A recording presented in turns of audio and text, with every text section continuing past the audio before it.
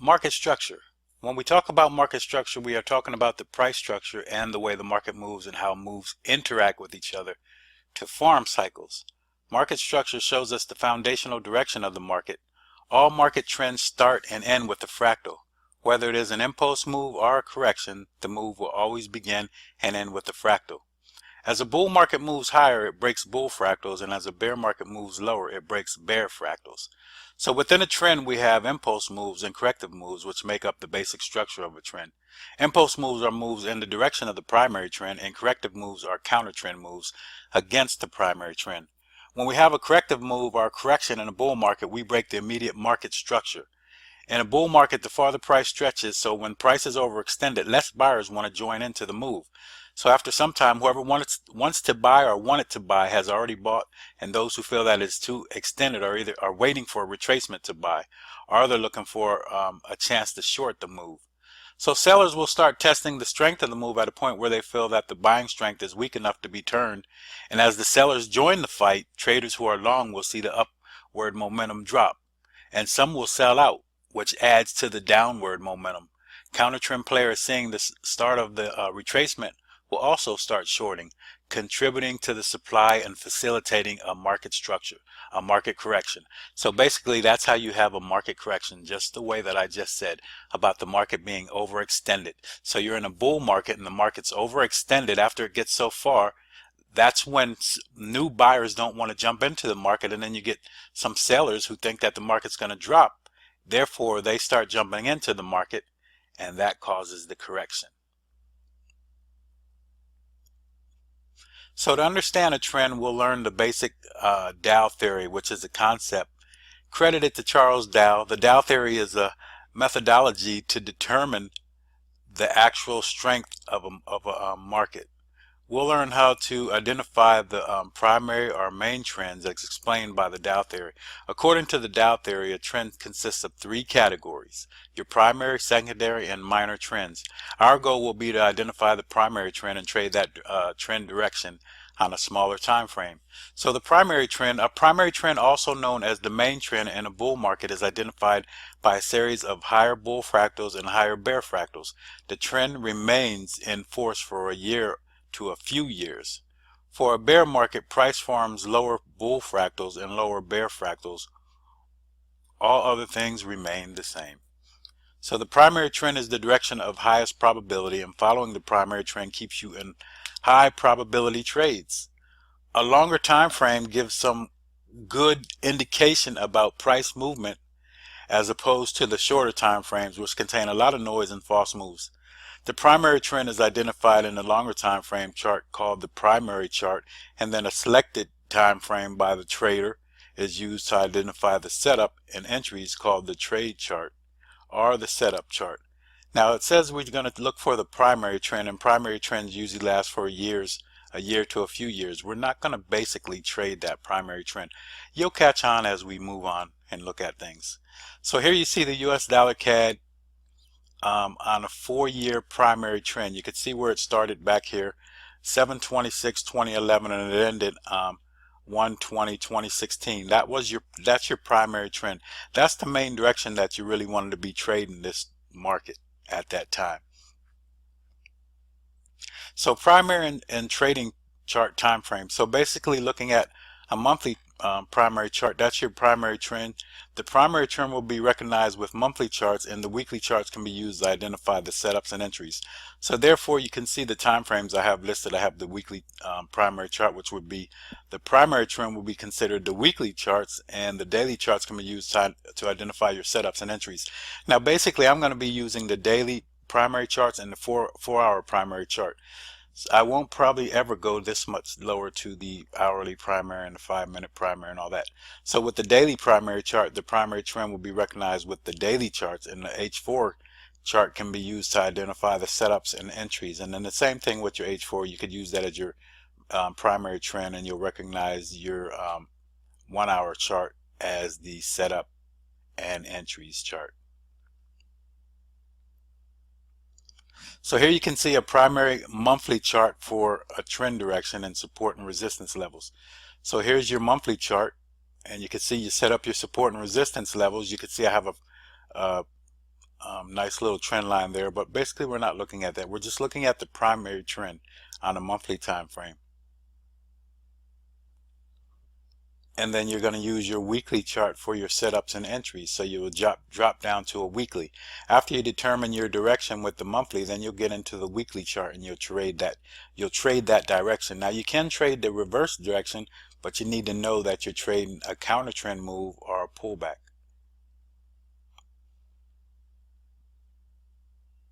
So here you see your weekly primary chart. As then you're using your daily chart for the setups. And then again your daily primary chart. And then your H4 as your setup chart.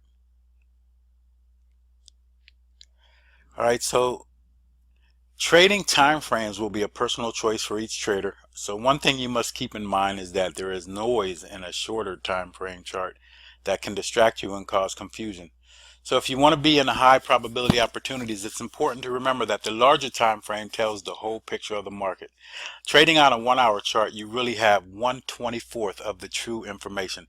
Even smaller time frames will be even less informative, okay? So let's go to the charts and look at the primary trend on each time frame so we can see the concept of trading two time frames in action. All right, so we're going to use the live charts to look over the time frames that you're going to use for your primary and your trading charts. But before I do that, I want to touch on something that we talked about when we looked at inside trading and trading in the box. Basically, I'm going to show you some inside trading that's happening right now on the daily time frame of the US dollar CAD. So we're looking at this right here, and I'm going to change this because I want to make this border red and make the inside yellow.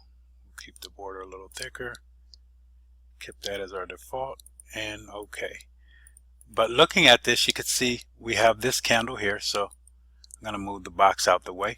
This is the mother candle, because you have this candle trading inside of this mother candle. So when we just look at that, you could see what I'm looking at. Just these two candles are inside of each other, but then we have this candle that's inside. Now the wick broke above, but you could see one thing that's really important here. And then I'm going to the next candle too. It's still inside of that candle. So I'm waiting for the market to break above or below this level. And the way the market is going now, we're breaking bull fractals, right? So we're breaking bull fractals. So we should break another bull fractal. So I'm going to be looking for the market to break above this level here and close above that level. If it closes below, I still know that it has to break this fractal here to change the structure, and the market could come all the way down to this level before violating structure right there. So let's make those red.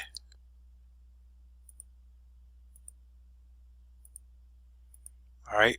But then another thing that I want to show you really quickly, so I just wanted to touch on showing you this because I see it happening right now live, but the market never violated this high here. Well, this where the market closed here. So we opened here, then made a low, then went higher, made a new high, but then we closed here. So let's look at that close. We never violated this close. I'm going to make a line right at that close. Alright, so we never really violated that close. You could see we're a little bit above that level, but we're pretty much in that area. You could see at this high here, we made a close here, then we opened and closed down here, and then we kind of closed a little bit above that level, and then we're opening above that level. We need to see a close above this point here, and that would set our trade to the upside if we're following the market to the upside with the bull fractals. So that's one thing, looking at the inside trading, and then breaking outside to trade your to make your trade. But we'll be talking about that and looking at the market more when we talk about putting it all together. I'm going to show you how to put all of this stuff together that we're talking about from the first video all the way through till the very end, and then we'll cover the market psychology and get your mental side right, and then you should be a very defined technical trader and have some mental strength behind you. All right, but let's go to first the monthly time frame. So if I have the monthly, I'm looking at the monthly primary trend. The monthly primary trend is to the upside, right? So we could see that this is to the upside. But then the immediate trend, we started breaking these fractals here. We broke this first bull fractal. So I'm going to take that into effect when I start trading, looking at my next chart, which is going to be my trade chart, which will be my weekly time frame. All right, so I go from the monthly, and I know the direction I wanted to trade, but I'm also going to take into effect, now we broke a bull fractal. All right, so let's remove these. We broke a bear fractal, sorry. So this break of this bear fractal may signify the change of this primary trend. All along we were looking at this primary trend to the upside here and never really looking at trading to the downside, but a break below this fractal here has changed what our mentality may be. So we may see a fractal up in this area and then the market continue to the downside. But if I'm looking at my monthly, I want to use my weekly to trade with. So you could see the weekly broke a bear fractal here. So that's going to be a big sign here. So you have to learn how to put these signs together each time frame that you're trading with. So we'll get deeper into this, but the thing is, once we already broke a fractal on the monthly, that could signify what we're going to be doing for the weekly. So let's change this, because this is right here is the start of the change of structure. So all along the structure was bullish. Now we may be getting a change here, which will signify bearish. So the bearish structure started on the lower time frame, but it signified a move here on the higher time frame. So we go down to our weekly, and you can see here's where it signified and really broke to the downside. So here, if we traded just what we saw from our weekly chart, we would trade the break of this fractal here and trade to the downside. All right, and the market moved to the downside. But here's where our signal is for the weekly, for the whole primary chart off of the monthly time frame. Now we could see, now we would be looking for a setup to the downside. So we would be looking for our entry off of one of this, something more like this, inside trading again. So we could look at an inside trade here, and then the market drops to the downside, we trade. If it closes above, then we just disregard it.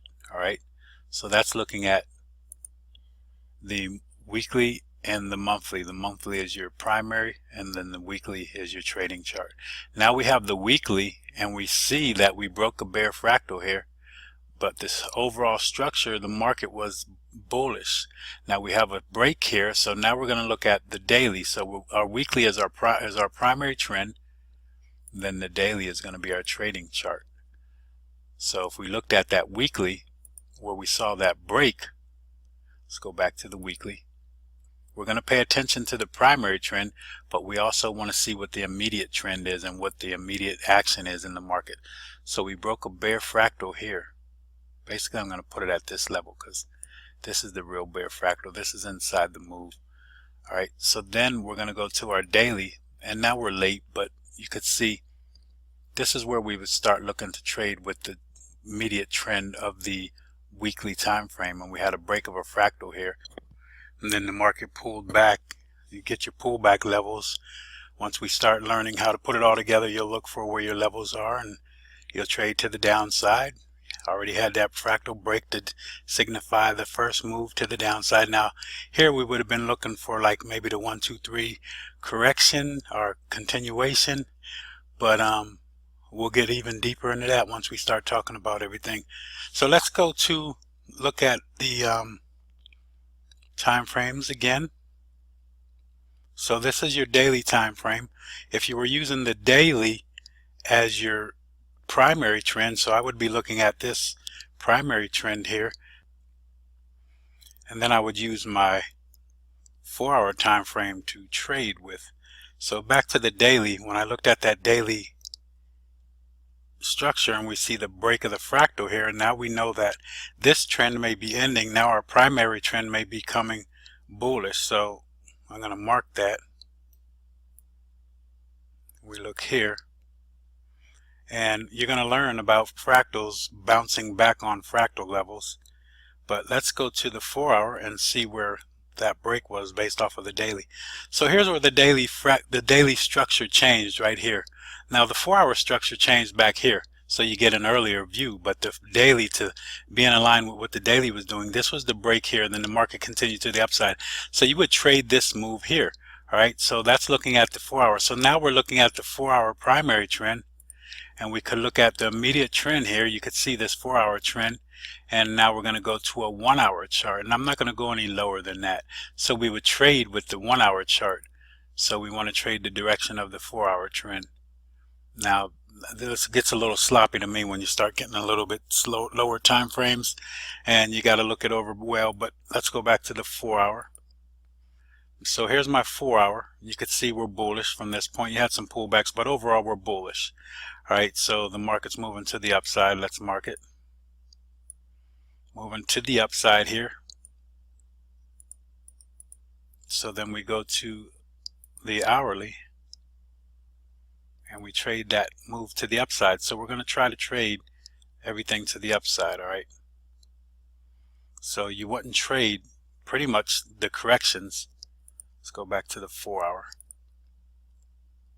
So 4-hour, you could see the primary moves and then these little corrections, and primary move, then a correction. So you have your impulse and then your correction. I'm going to draw it really quickly down here. So you got your move, then your correction, then your move, then your correction, then your move, correction, your move, and then we kind of flattened out here.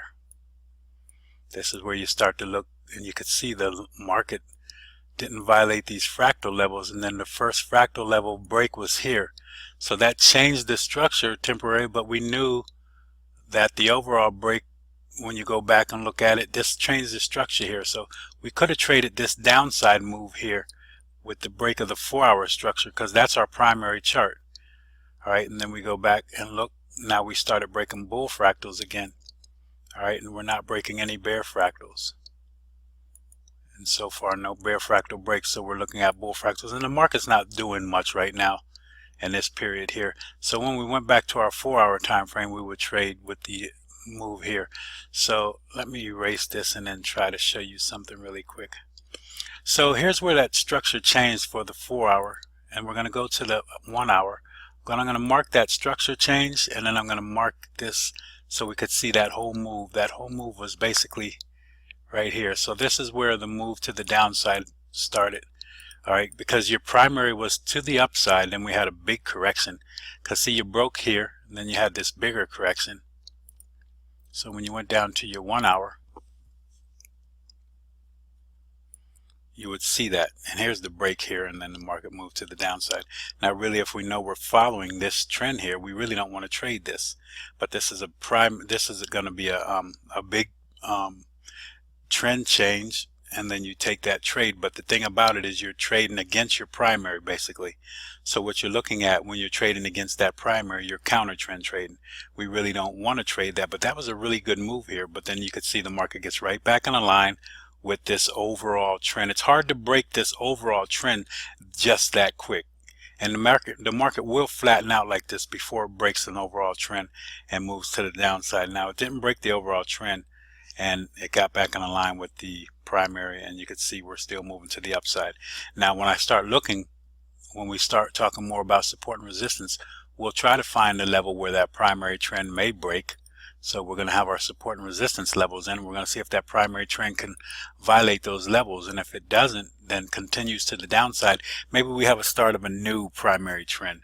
All right, but we're going to have so many clues as we started already talking about. We already talked about fractals. We already talked about the market structure.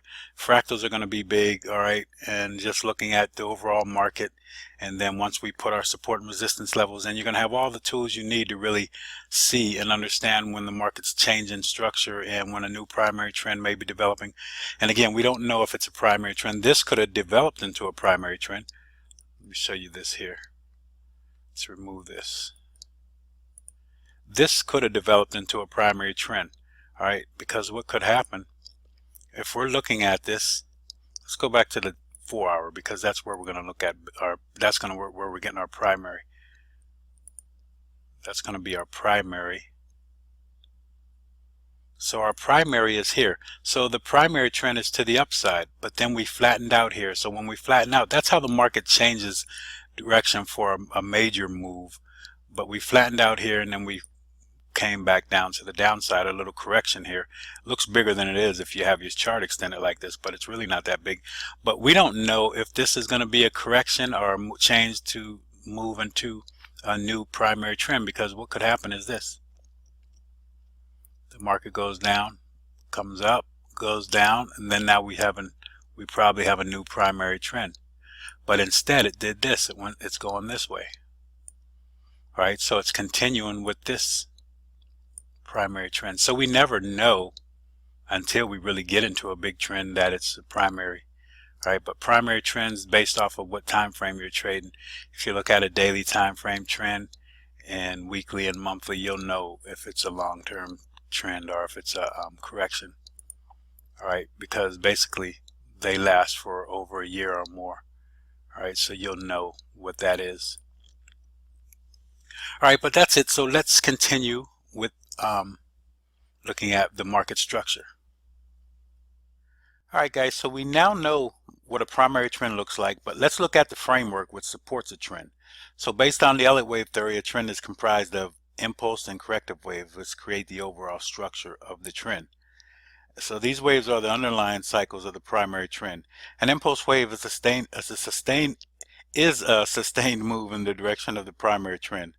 So if the primary trend is bullish, then the impulse waves are also bullish, and if the primary trend is bearish, then the impulse waves are also bearish, and therefore moving in the direction of the primary trend. An impulse wave in a bullish trend represents the start of the accumulation phase of the trend. So you'll see better as I give you examples of this. The accumulation phase is when buyers are entering the market. With every start of a new bullish impulse wave, this represents a new accumulation phase that has just started and the end of a downtrend. An impulse wave in a bear trend represents the start of the distribution phase of the trend. So distribution occurs when sellers enter the market, and distribution phase in the distribution phase market the end of an uptrend and the start of a downtrend. So the distribution phase marks the end of an uptrend and the start of the downtrend. It is very important to know these waves and what it takes place during that time to help you to understand how to get into a higher probability trade setup. And you'll be following the strength of the market if you are in a high probability trade setup based off of the things that we're just talking about. All right, so first let's look at the accumulation phase and understand that.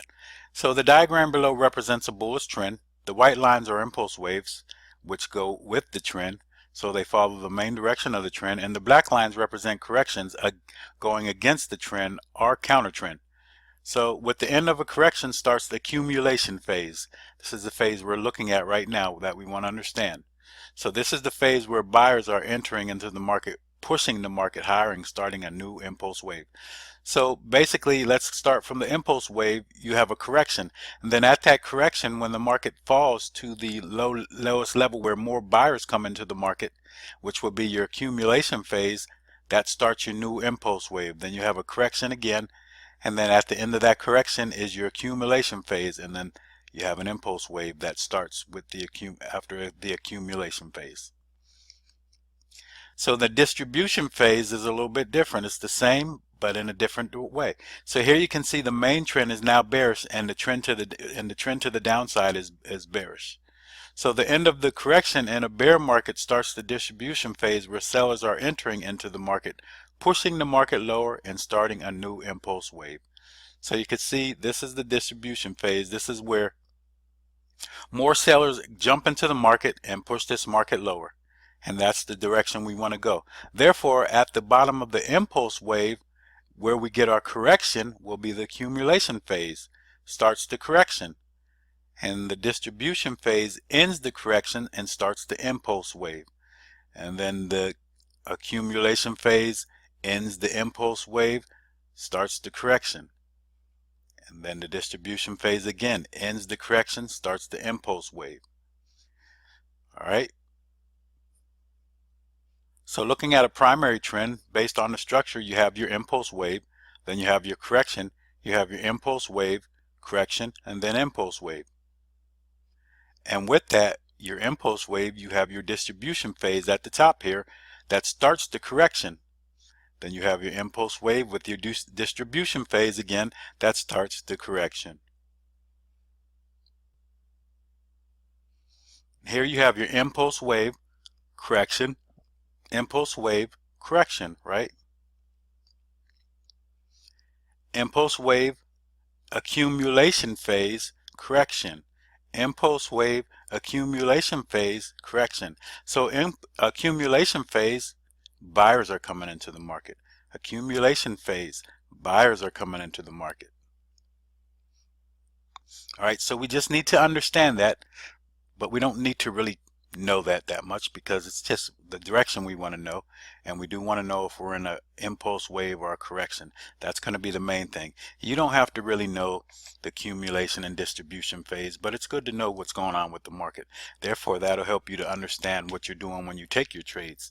All right, so we're going to start talking about fractals, because if we're talking about price structure, then we have to talk about fractals. Fractals are basically a map for the market structure. So if the map of the market structure will guide us, then it only makes sense for us to use the fractals in our trading, right? So basically the fractals are a map of the market structure, and we need to understand how to follow the market structure based off of that map with the fractals. But before we can let them guide us, we need to know what they are. Okay, so on a bull fractal, there must be one bar that has a higher high than the two preceding bars and a higher high than the two following bars. So for a bear fractal, there must be one bar that has a lower low than the two preceding bars and a lower low than the two following bars. And I know I'm reading and saying a lot here, but you'll see as we show little examples here. If any of the two preceding or following candles high is equal to or beyond the middle candle, then the formation is not valid.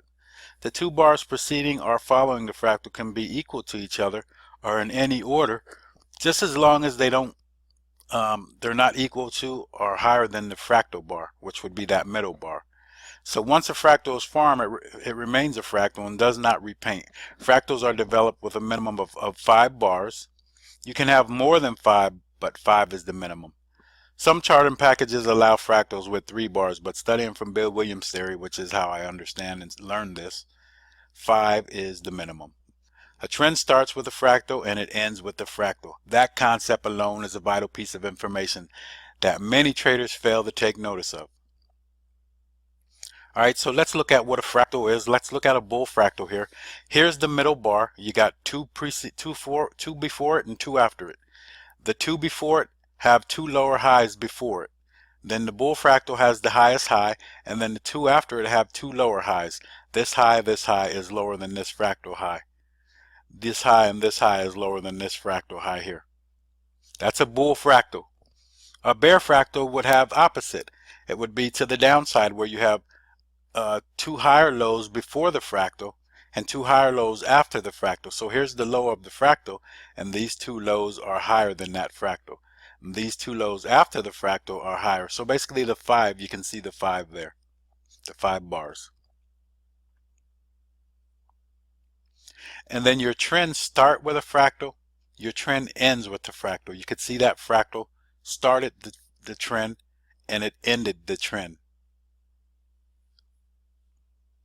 So the simplest element of market structure is fractals. Fractals alone are highly important in your market analysis. Fractals will lead you to the direction of highest probability, and that is a fact. When the market is in a bullish trend, the market makes bull fractals and bear fractals. At the start of a bull primary trend, the market makes a bear fractal starting the accumulation phase. All right, so the accumulation phase we talked about, the market makes a bear fractal, and that starts the accumulation phase. All right, and then the market proceeds higher, and you'll see this in examples as we go on. In most cases, while the market is moving higher, we will not break any bear fractals, even during distribution. Okay, so normally when the trend is moving up or down, whichever way that trend is going, normally we won't break fractals. We'll break fractals the direction of the trend. So simply, in a bull market, the market breaks bull fractals, and we should be bulls. In a bear market, the market breaks bear fractals, and we should be bears.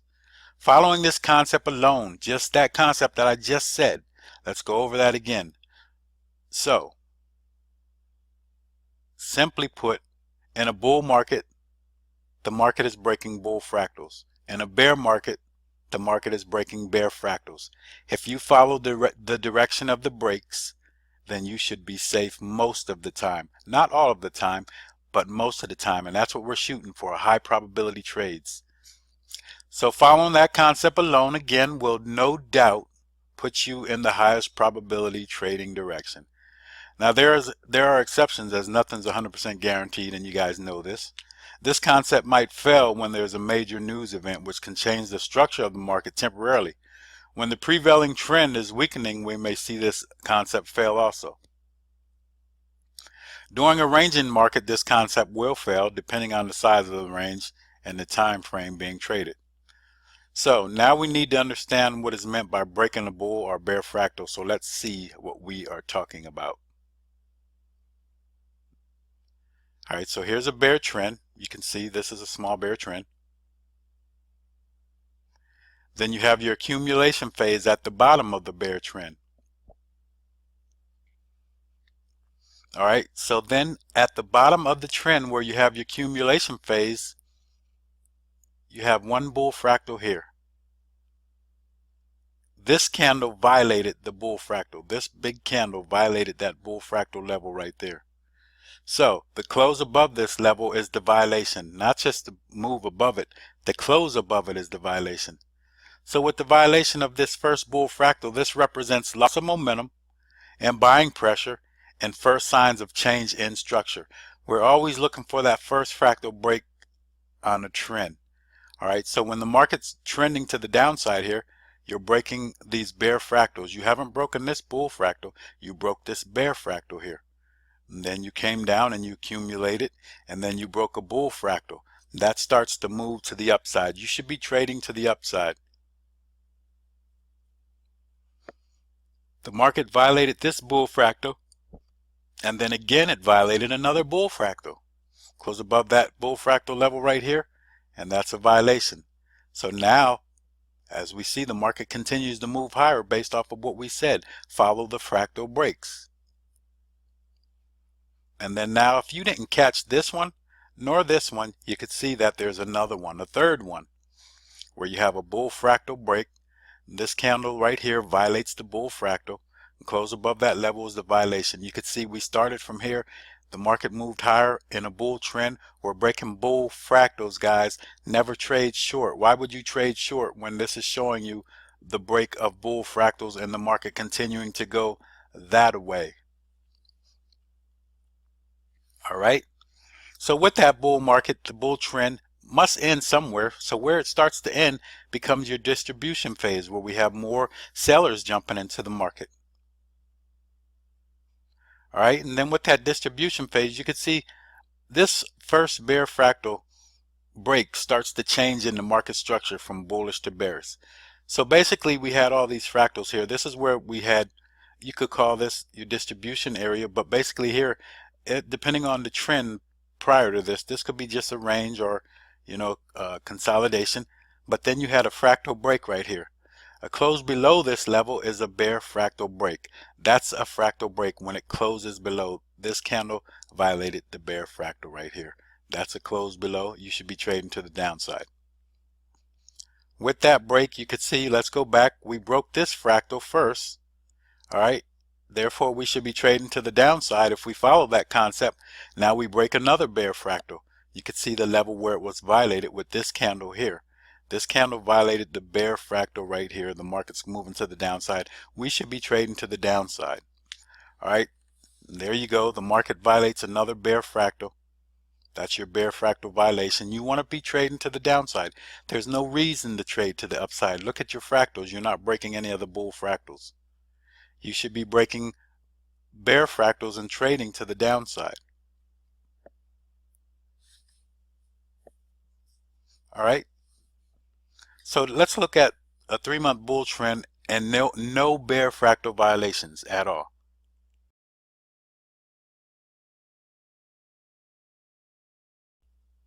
Okay, so when the trend started right here, on 10/15/2015 with a bear fractal, and then 3-month trend, no bear fractal break. There's a bear fractal, there's the next one, next one, next one, next one. Therefore, if you follow the structure in the break of the bull fractals, you should be safe all the time.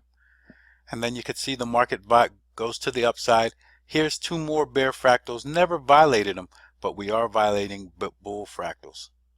All right, and then the market ends up here on 120 in 2016 with a bear fractal. Started with a bear fractal, ended with a bull fractal. Sorry, that's a bull fractal. Started with a bear fractal, ended with a bull fractal, and we did not violate that level. And then we'll see what the market does from that point on. Now here's a 4-month bear trend and no bull fractal violations, guys. This is why I'm telling you that it's so important to follow the map. The map of the market is the basic structure, and that structure is determined by these fractal breaks, by the impulse and corrective waves. All right, and then you could see this is a bull fractal, another bull fractal, another, and another. And then you can see every one that I have been pointing to in this trend never violated any of those fractals. Therefore, you should be trading to the downside because we're violating these bear fractals all through here. All right, this trend started with a bear fractal and ended with a bull fractal. This trend started, guys, sorry, with a bull fractal and ended with a bear fractal. All right, so the downward trend started with this bear fractal and started with this bull fractal and ended with this bear fractal. I'm sorry I'm messing up for you guys, but basically you understand what I'm showing you here once again, so I can make sure there's no confusion here. This trend started, it's a bear trend. It started with this fractal first, which is a bull fractal. Sorry, this bull fractal was not violated. The trend started to the downside. This trend ended with this bear fractal. This bear fractal was not violated. The market went to the upside, violating bull fractals. Started the first bull fractal violation right there.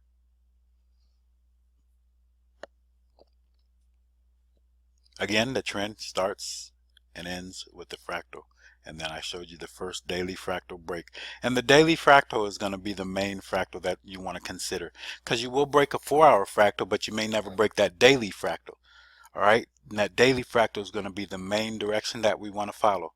So this is the first break of any daily bull fractal, and the break changed the structure of the market from bearish to short-term and possibly long-term bullish. All right, we do not know how long the structure will stay bullish, but the first break of the fractal should be a significant event for traders. This represents a possible long-term trend, and now we know which direction we should be trading. These little clues are what we need to defeat the markets. Knowing which direction to trade is half the battle. So therefore, these fractals will give you a big jump on understanding and beating the market. Again, your trend starts and ends with a fractal. Your first fractal break changed the structure right here. First bull fractal break changed the structure of this bear market. And when it changed that structure, the market started going to the upside. You could see we violated, and now we violated another bull fractal. So first we violated this bull fractal, made another bull fractal, and we violated it. Definite sign that the market's going to the upside now. All right.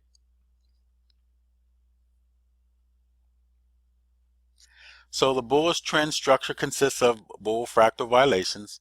Impulse waves should be larger than corrections. Impulse waves should last longer than corrections, and also move farther than a correction. As the corrections become larger, this indicates the weakening of the trend and loss of momentum. So we can understand who is in control of the market, either bears or bulls, from comparing the impulse waves to the correction. In a bull market, if buyers are in control and feel confident about the asset, we'll see small corrections, and if buyers are not as confident and in control, we'll see large corrections. This is often a signal approaching that the market structure is changing. So we'll look at a bear market and notice how the fractal distance shortens as the bull fractals get closer and close as the momentum of the trend weakens, and eventually we have a reversal. As the bull fractals are getting closer, this represents weakening impulse waves and strengthening corrections, which is a sign of increased buying pressure and stronger demand. So I've said a lot, but I'm going to show you a lot. So basically you can see with the illustration below that as the momentum of the market gets stronger, so does the distance between the bull fractals. But as the momentum weakens, so does the distance between the bull fractals, until eventually the market breaks a bull fractal and the momentum changes along with the market structure. As you can see, these fractal breaks here, basically these are your fractals, your bear fractals. The market's getting farther apart, making more distance from bear fractal to bear fractal. 130 pips to that, 140 to this, 150 to here, and then it started slowing down 14.7, and finally we broke a bull fractal. All right, so that shows you that distance means a lot.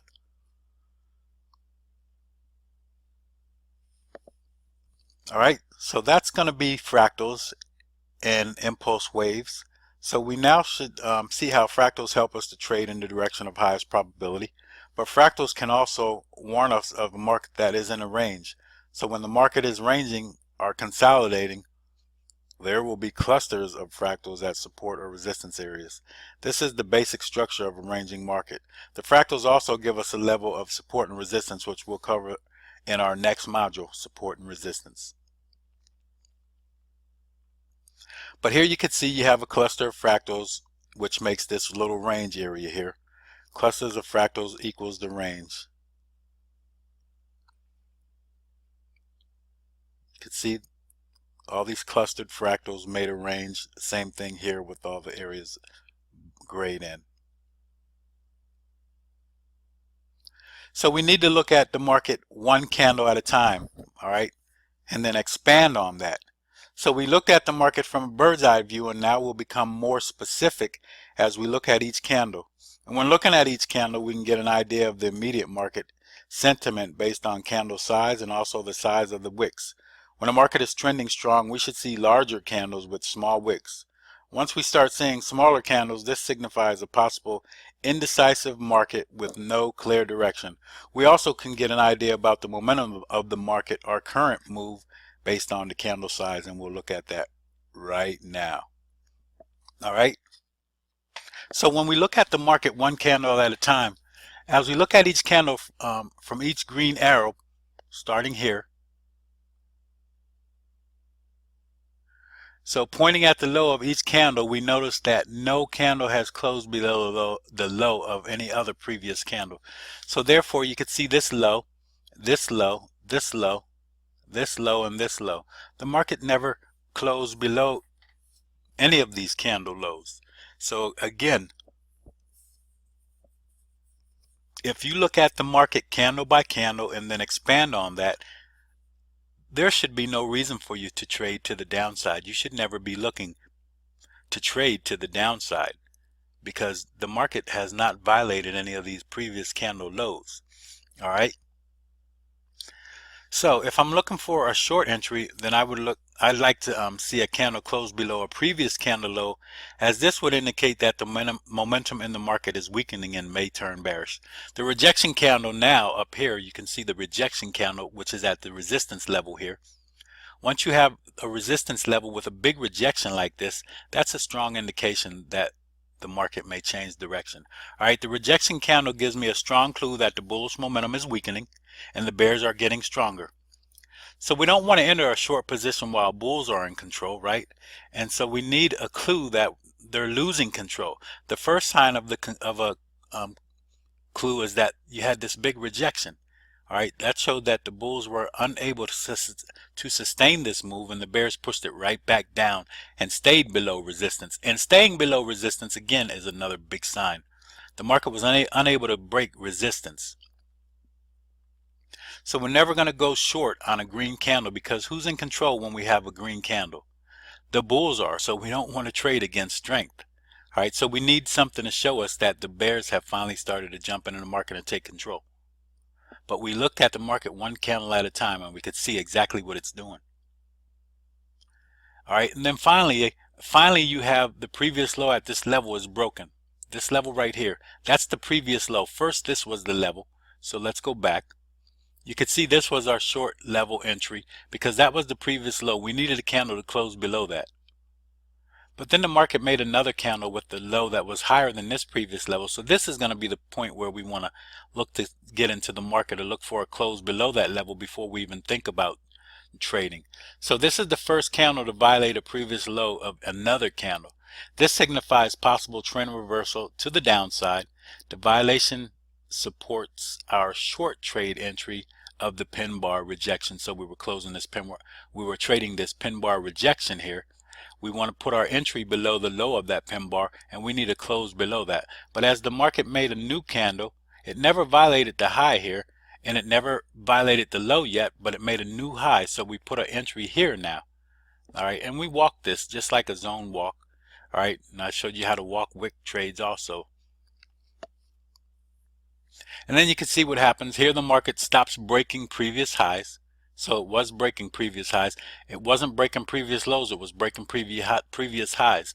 And then finally it stops. Now the market's breaking previous lows as the market moves lower. You can see it breaking previous lows. Boom, boom, boom. Broke this low, this and this. And then no high is broken as that takes place. So the market forms indecision and doesn't break the previous low. It formed an indecision candle and didn't break that previous low yet. And then you have resistance here. So let's back up. You can see this is where we are. And then now we're up here. The market violates that previous low.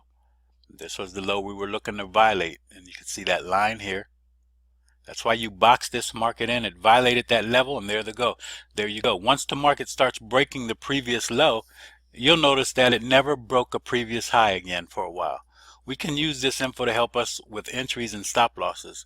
We'll look at this concept when we put it all together, but get yourself used to looking at each candle and analyzing the market. Again, this is not 100% guarantee at all times, but just another clue to help us with our probabilities. All right, so that's going to conclude this unit. All right, but we touched on some very important concepts that you need to start using in your trading plan to increase your probabilities. From here, we'll go to the support and resistance module, and we have answered questions such as what, when, and how, but we need to know where. Okay, so we've answered these questions as what, when, and how, but now we need to know where. The next module should answer the where for you, and it should all start coming together. The concepts will again all be covered in our final module. Then we'll put it all together, and from there you should be on your way to understanding how to set yourself up in a high probability opportunity. So no matter how much info you learn here, it will still be a battle, as we need to defeat the mental aspect of trading, which is going to be a very tough part of your trading. All right, so we'll discuss the mental side after we put it all together, and then you'll be mentally prepared and technically sound. So see you in the next module.